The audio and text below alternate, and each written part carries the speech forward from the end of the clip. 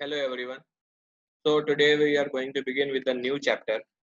कल हमने पढ़ा था एरा ऑफ मॉडरेट्स मॉडरेट्स का अप्रोच क्या था, वो लोग कैसे अपने पॉलिसीज और पॉलिटिक्स को लेके ब्रिटिश के सामने जाते थे, क्या डिमांड रखते थे। तो उनके ऑपोजिट में जो थे कांग्रेस में ही वो लोग थे एक्सट्रीमिस्ट का ग्रुप। तो आज हम लोग देखेंगे एरा ऑफ एक्सट्रीमिस्ट। एक्सट्रीमिज्म क्या होता है? What is extremism? तो एक्सट्रीमिज्म का मतलब एग्रेशन होता है। ये कोई आइडियोलॉजी नहीं है, ये एक वे ऑफ एक्शन है। कैसे आप किसी चीज के प्रति कोई एक्शन लेते हो, कोई थॉट या फिर कोई एटीट्यूड ऑफ माइंड रखते हो किसी भी चीज के प्रति, दैट इज एक्सट्रीमिज्म।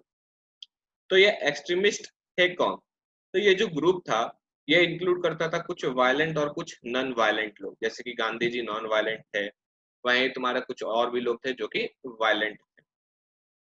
तो ये लोग जो थे ये बिल्कुल अपोजिट थे मॉडरेट्स के। ये लोग एग्रेसिव थे अपने थॉट में लेकिन असर्टिव नहीं थे अपने एक्शन में। इनको कोई भी फेथ नहीं था ब्रिटिश को, जिस तरह मॉडरेट्स को बिलीव था ब्रिटिशर्स के ऊपर, उस तरह एक्सट्रीमिस्ट को कोई भी भरोसा नहीं था ब्रिटिशर्स के ऊपर। ये बिलीव करते थे कि everything Indian is great and glorious. हर चीज इंडियन जो है वो बड़ा है, ग्रेट है और ग्लोरियस है। और ये जो ब्रिटिशर्स हैं ये कोई भी अच्छा चीज नहीं कर सकते हैं इंडियंस के लिए, ये ऐसा इनका बिलीव था। Their objective was to attain self government और स्वराज। इनका ऑब्जेक्टिव था कि इनको सेल्फ गवर्नमेंट चाहिए, खुद का रूल चाहिए, स्वराज चाहिए। और one of the most prominent leader जो इस ग्रुप के थे वो थे बाल गंगाधर तिलक। तो एक्सट्रीमिस्ट ये बोलो या फिर मिलिटेंट नेशनलिज्म बोलो, दोनों यहाँ पर एक ही चीज आता है। तो यहाँ पे हम लोग देखेंगे किस तरह मिलिटेंट नेशनलिज्म 1905 से 1909 तक चलता है।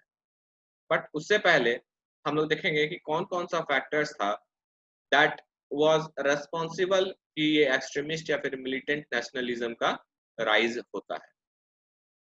तो let's see one by one. पहला है recognition of true nature of British rule. तो द नेशनलिस्ट क्या होता था, उन लोग को पता था कि फैक्ट कि instead of giving more rights to the Indians, Britishers जो हैं जिन्हें देना चाहिए बहुत ज्यादा राइट इंडियंस को, उसके बदले ये गवर्नमेंट क्या कर रही है ब्रिटिश की, जो एग्जिस्टिंग राइट्स भी है इंडियंस का वो वापस ले रही थी। Also British rule was no longer progressive. जैसे 1857 से पहले हम देखे थे कि सती को एबॉलिश किया गया, विडो रीमैरिज एक्ट लाया गया, लेकिन 1857 रिवोल्ट के बाद ये लोग हस्तक्षेप करना बंद कर देते हैं किसी भी रिलीजियस मैटर्स या फिर कोई भी मैटर्स में, और इस तरह कोई प्रोग्रेसिव सोशली या कल्चरली नहीं रहता है इनका रूल। और ये जो है क्या कर रहे थे, एजुकेशन का स्प्रेड को, जो स्प्रेड हो रहा था उसको सप्रेस कर रहे थे। स्पेशली मास और टेक्निकल एजुकेशन नहीं आने दे रहे थे भारत में, जिसके कारण जो नेशनलिस्ट हैं उनके भीतर जो है एक गुस्सा उबलता है ब्रिटिशर्स के लिए। Growth of confidence and self respect. जैसे कुछ लोग थे एक्सट्रीमिस्ट में, जैसे बाल गंगाधर तिलक, अरबिंदो घोष, बिपिन चंद्र पाल। तो ये लोग क्या करते थे, और सारे जो नेशनलिस्ट थे उनको बोला करते थे कि सेल्फ एफर्ट लगाओ और अपना खुद का कैपेसिटी बढ़ाओ by doing immense sacrifices needed to win freedom. ये बोलते थे कि एफर्ट लगाना है, कैपेसिटी अपना बढ़ाना है और बहुत ज्यादा त्याग करना होगा अगर हमें आजादी चाहिए तो। Growth of education. तो एजुकेशन का स्प्रेड बढ़ रहा था, जिसके कारण क्या हो रहा था, लोग ज्यादा अवेयर हो रहे थे अबाउट द पॉलिसीज। वहीं अनएम्प्लॉयड लोग भी ज्यादा गुस्सा हो रहे थे ब्रिटिशर्स के ऊपर, जिसके कारण क्या हुआ, जो डिसकंटेंट पहले से ब्रिटिश के खिलाफ था उसमें उस आग में घी डालने का काम करता है ये education. Next is your international influence. तो इंटरनेशनल इन्फ्लुएंस में हम लोग देखेंगे कि जापान जो बहुत पिछड़ा हुआ माना जाता था 1857 से पहले, तो वो अचानक से प्रोग्रेस कर लेता है बहुत ज्यादा 1868 के बाद से। और उनका जो इकोनॉमिक प्रोग्रेस है वो आंख खोलने वाला होता है इंडियंस के लिए कि हाँ, एक एशियन कंट्री भी प्रोग्रेस कर सकता है बिना किसी एक्सटर्नल हेल्प का। प्लस आगे क्या हुआ था, उस वक्त ब्रिटिश एक बोर वॉर हुआ था 1899 से 1902 में, उसमें हार गई थी। और जापान जो है वो भी जीता था रशिया के ऊपर। इन यूरोपियन कंट्रीज के ऊपर जो है एशियन कंट्रीज जीती थी, जो कि एक मिथ था कि यूरोपियन या वेस्टर्न कंट्रीज को कोई हरा नहीं सकता। ऐसा मिथ को डिमोलिश कर देती कि यूरोपियन इनविंसिबल है, वो अब जो है उनमें उनको भी हराया जा सकता था। तो इसके कारण इंडियंस रियलाइज करते हैं कि अगर एकजुट हो जाए सारे लोग और उनमें एक विलिंग हो कि वो सेक्रीफाइस करे, तो माइटीएस्ट एम्पायर, कोई भी बड़ा एम्पायर हो, उसको टेक ओवर किया जा सकता है। Next was reaction of increasing westernisation. तो यहाँ पे क्या हो रहा था, इंडियन इंटेलेक्चुअल्स जैसे कि स्वामी विवेकानंद, बंकिम चंद्र चैटर्जी एंड स्वामी दयानंद सरस्वती, ये लोग यंग नेशनलिस्ट को इंस्पायर करते हैं और एक्सप्लोर करते हैं एक मिथ कि जो वेस्टर्न कल्चर है वो सुपीरियर है देन आवर कल्चर। तो इस मिथ को ये लोग तोड़ते हैं और बोलते हैं कि हमें अपना जो इंडियन सिविलाइजेशन है पास्ट में, एंशिएंट पास्ट में, उसका रिचनेस को देखना चाहिए, वो काफी ज्यादा रिच था देन द वेस्टर्न कल्चर। तो स्वामी दयानंद सरस्वती क्या करते हैं, वो ग्लोरीफाई करना स्टार्ट कर देते हैं वैदिक कल्चर को, बोलते हैं देखो वैदिक में हम लोग कैसे थे और ये लोग उस समय कुछ नहीं थे, और स्लोगन देते हैं कि return to the Vedas, Vedas के टाइम पे चलो, और उस वक्त का जो प्रोग्रेसिव हमारा कल्चर था उसको अडॉप्ट करो। He also talked about the sacrifice for Motherland, हमें अपने देश के लिए, मदरलैंड के लिए सेक्रीफाइस करना चाहिए। और इनका पॉलिटिकल मैसेज था इंडिया फॉर द इंडियंस। तो इंडिया जो है वो किसके लिए, इंडियंस के लिए, ना कि यूरोपियंस के लिए। नेक्स्ट था dissatisfaction with moderates achievements. Moderates ने जो अभी तक अपने 3 पीस सिस्टम से अचीव किया था उससे डिससेटिस्फाइड थे कुछ लोग। तो ये जो यंगर वंस थे, नॉर्मली एक्सट्रीमिस्ट में जवान लोग थे, यंगर वंस, ये लोग डिससेटिस्फाइड थे कि विद इन द कांग्रेस, ये लोग भी कांग्रेस में ही थे और मॉडरेट्स भी कांग्रेस में ही थे, लेकिन उनका जो पॉलिसीज चला 1905 तक, 1999 तक, उससे कुछ अचीव नहीं कर पाए थे वो लोग उतना। तो इसके कारण क्या हुआ, ये इनका मेथड्स जो है उनके क्रिटिक्स आने लगे बाय द यंगर नेशनलिस्ट, कि उनका जो कॉन्स्टिट्यूशनल एजिटेशन है, ये सब पीपीज प्रेयर पिटीशन प्रोटेस्ट, ये सब बकवास चीज है, ये नेशनलिस्ट नहीं मानते थे, यंगर नेशनलिस्ट, जिसके कारण एक्सट्रीमिज्म का, मिलिटेंट नेशनलिज्म का राइज होता है। फिर बहुत सारा स्कूल ऑफ थॉट था, existence of militant school of thought था। तो एक्चुअली 19th सेंचुरी के एंड तक कुछ नेशनलिस्ट थिंकर्स इमर्ज होके आते हैं और एडवोकेट करते हैं कि अब हमें मिलिटेंट अप्रोच, यानी मिलिट्री टाइप का अप्रोच, थोड़ा एग्रेसिव अप्रोच लेना होगा पॉलिटिकल वर्क के लिए। और इसमें से कुछ लीडर्स जो थे स्कूल्स के, जैसे कि बंगाल से लीडर थे राजनारायण बोस, अश्विन कुमार दत्त, अरबिंदो घोष, बिपिन चंद्र पाल, ये लोग थे। महाराष्ट्र में विष्णु शास्त्री चिपलुंकर, बाल गंगाधर तिलक, ये लोग थे। और पंजाब से लाला लाजपत राय थे। ये लोग एक्सट्रीमिस्ट आइडियोलॉजी को प्रमोट कर रहे थे।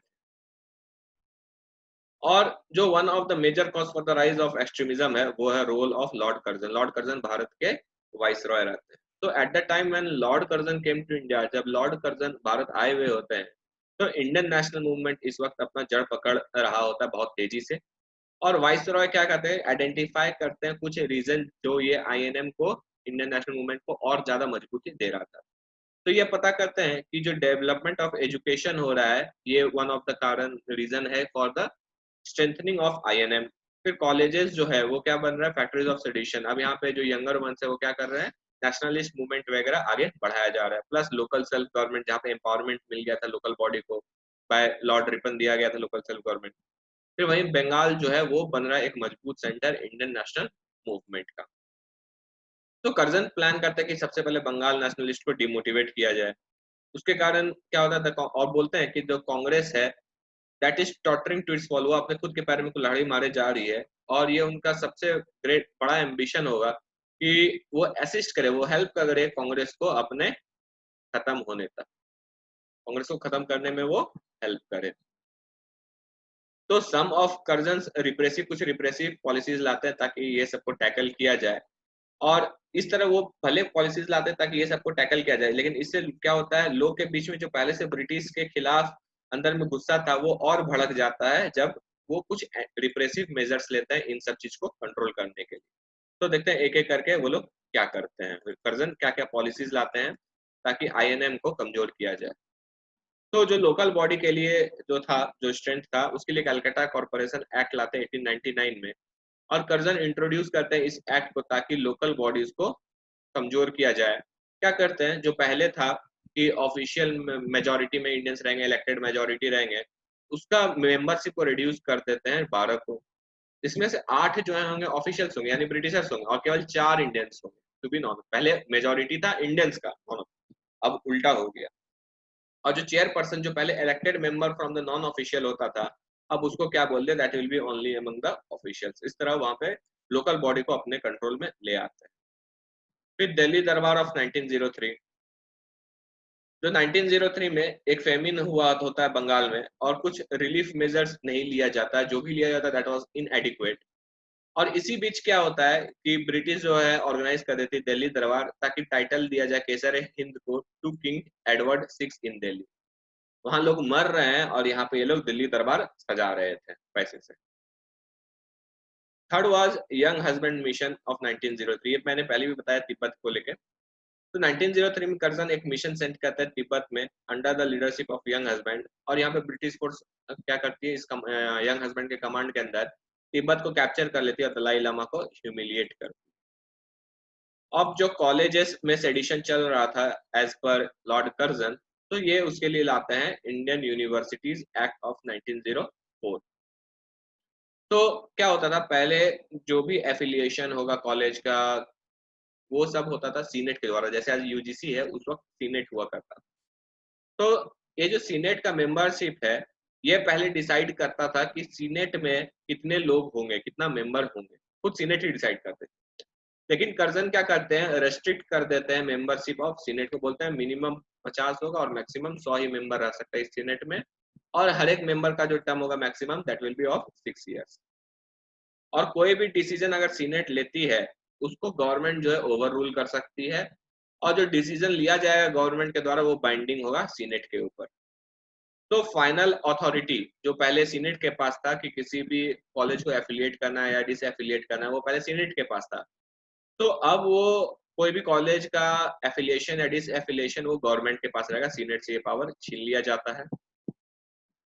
नेक्स्ट कर्जन क्या करता है, बैन कर देता है कि कोई भी कॉलेज कैंपस में कोई भी पॉलिटिकल एक्टिविटी नहीं होगा। जैसे जेएनयू में पॉलिटिकल एक्टिविटीज चलता है, उस तरह का कोई भी एक्टिविटी कोई भी कॉलेज में बैन कर दिया जाता है बाय कर्जन। और अगर कोई भी कॉलेज में फाइंड किया जाता है कि वहां पे ये चीज हो रहा है, पॉलिटिकल एजेंडा चलाया जा रहा है, तो उस कॉलेज के एफिलिएशन को रद्द कर दिया जाएगा। प्लस इन्होंने क्या किया था, इस चीज को मॉनिटर करने के लिए एक सिंडिकेट बनाया गया था जो कि सरप्राइज विजिट किया करती थी कॉलेजेस में, और फिर रिपोर्ट सबमिट करती है तुम्हारा कर्जन को।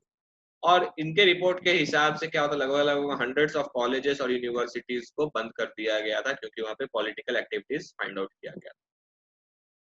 तो this way he tried to suppress the spread of education.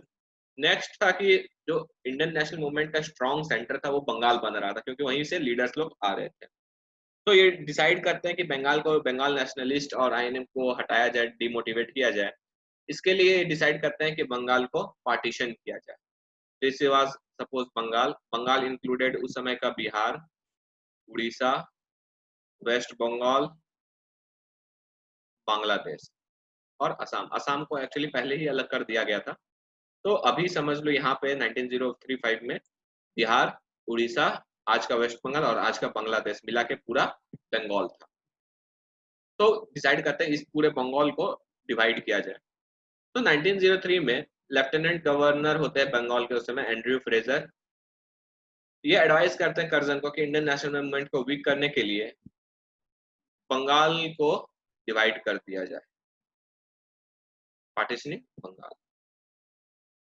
ये प्रपोज करते हैं कि बंगाल से बिहार और उड़ीसा को अलग कर दिया जाए, तो बंगाल क्या होगा, वीक पड़ जाएगा और आईएनएम कमजोर हो जाएगा। लेकिन कर्जन जो है क्या करते हैं, बंगाल को डिसाइड करते हैं कि उसको डिवाइड किया जाए on the basis of religion, और मुस्लिम्स को जो है इंडियन नेशनल मूवमेंट से बाहर कर दिया जाए। हिंदू मुस्लिम को बांट दो और मुस्लिम को जो है इंडियन नेशनल मूवमेंट से निकाल दो और आईएनएम कमजोर हो जाएगा।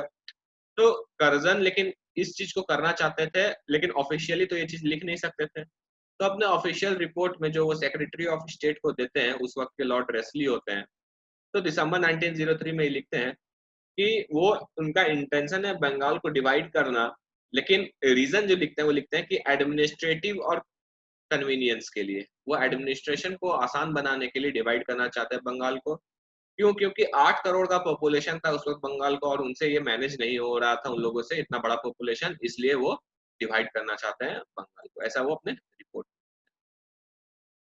तो उनको अप्रूवल मिल जाता है, और उसके बाद यहाँ पे वो स्कीम प्रेजेंट करते हैं पार्टीशन ऑफ बंगाल का, कि किस तरह बंगाल पार्टीशन के बाद होगा, दिखेगा। तो suppose this was full Bengal में बिहार है, उड़ीसा है, वेस्ट बंगाल है और बांग्लादेश है। तो दिस वाज फुल बंगाल, ये पूरा बंगाल है। तो अब डिसाइड करते हैं कि बंगाल को दो भाग में बांटा जाए। ये पूरा बंगाल है, इसको दो पार्ट में बांटा जाए। तो दो पार्ट में बांटने का बात हुआ। तो एक बात कहलाएगा ईस्ट बंगाल, ये पूरा बंगाल है तो ये ईस्टर्न साइड हो गया ईस्ट बंगाल, और ये बंगाल का हो गया वेस्टर्न साइड वेस्ट। तो ईस्टर्न बंगाल में क्या होगा, ये कम्युनल डिवाइड होगा, ये कम्युनल डिवाइड होगा। और वेस्टर्न बंगाल में क्या होगा, लिंग्विस्टिक डिवाइड होगा। तो ये ईस्ट बंगाल बना और वेस्ट बंगाल बना। अब यहाँ पे पॉपुलेशन इस तरह था कि ये जो ईस्ट बंगाल है यहाँ वाला, ये यहाँ पे जो पॉपुलेशन होगा वो 2 करोड़ मुस्लिम का पॉपुलेशन होगा, 2 करोड़ मुस्लिम का पॉपुलेशन होगा, और 1.2 करोड़ हिंदू का पॉपुलेशन होगा ईस्टर्न बंगाल। तो यहाँ पे क्या हुआ, मुस्लिम मेजोरिटी हो गया, तो ये ईस्टर्न बंगाल क्या बन गया, मुस्लिम मेजोरिटी स्टेट हो गया, जहाँ पे हिंदू जो है वो माइनॉरिटी में आ गए। वहीं ये जो वेस्ट बंगाल रहा, लिंग्विस्टिक डिवाइड हुआ, लैंग्वेज के बेसिस पे डिवाइड हुआ। यहाँ पे क्या हुआ, जो हिंदी स्पीकिंग और उड़िया स्पीकिंग पीपल थे वो 3.8 करोड़ हो गए, और जो बंगालीज थे यहाँ पे वेस्ट बंगाल में वो सिर्फ 1.1 करोड़ हो गए। तो चाहे वेस्ट बंगाल हो चाहे ईस्ट बंगाल हो, यहाँ पे भी बंगालीज जो गए माइनॉरिटी में हो गए, और यहाँ पे भी बंगालीज जो है माइनॉरिटी में हो गए। मतलब ईस्ट बंगाल में भी देखो यहाँ पे कि 2 करोड़ मुस्लिम है यानी बंगाली माइनॉरिटी में, और यहाँ पे 3.8 करोड़ हिंदी उड़िया स्पीकिंग पीपल है, तो यहाँ पे भी बंगालीज माइनॉरिटी में। और बंगालीज इससे क्या होंगे, डिमोटिवेट हो जाएंगे, मुस्लिम तो ईस्ट बंगाल में चले गए ऐसे ही अलग हो गए, और वेस्ट बंगाल में बंगाली स्पीकिंग वाले पीपल ही बहुत कम है। तो इस तरह आईएनएम को वीक करने का प्लान बनाया गया।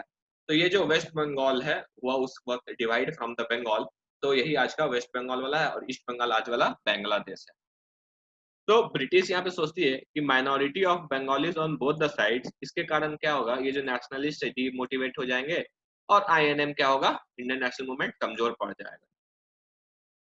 जब ये बात नेशनलिस्ट को पता चलता है कि ये लोग पार्टीशन करने जा रहे हैं, तो वो डिसाइड करते हैं कि वो अपोज करेंगे इस स्कीम को एक साथ मिलके। और गवर्नमेंट जो है उसके बाद उनको, गवर्नमेंट को क्या करना होगा, रेस्पेक्ट करना होगा उनका ओपिनियन कि वो नहीं चाहते ये डिवीजन। लेकिन ये जो थॉट था कि गवर्नमेंट रेस्पेक्ट करेगी उनका थॉट को, ये ओवर ऑप्टिमिज्म था। Optimism is over optimism is hope against hope, hope against hope, ये था इनका।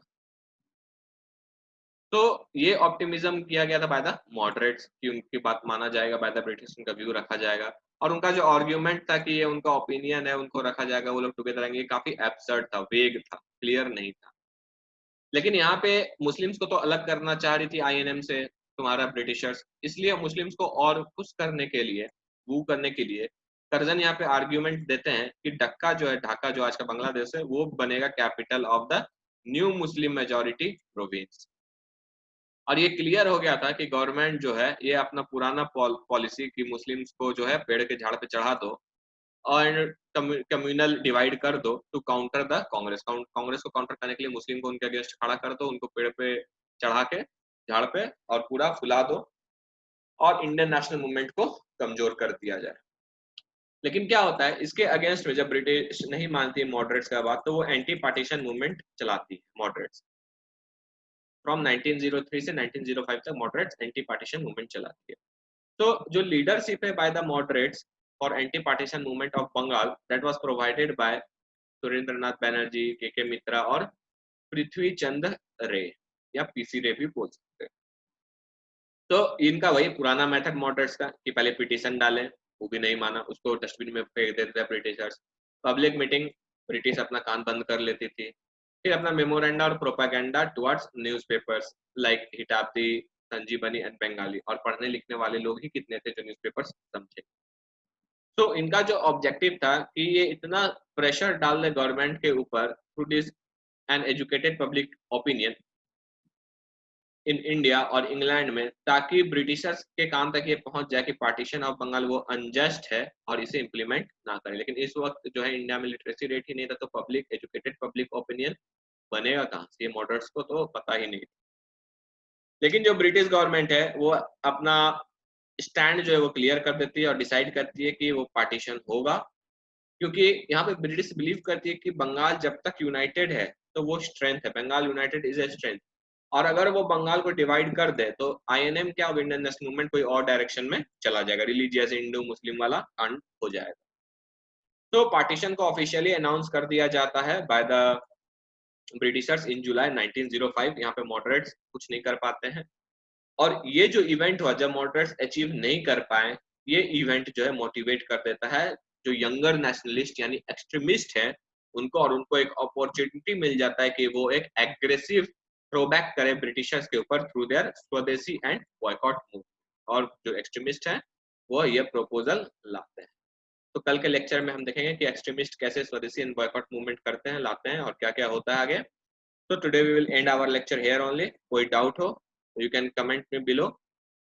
Anyways, thank you for watching my lecture.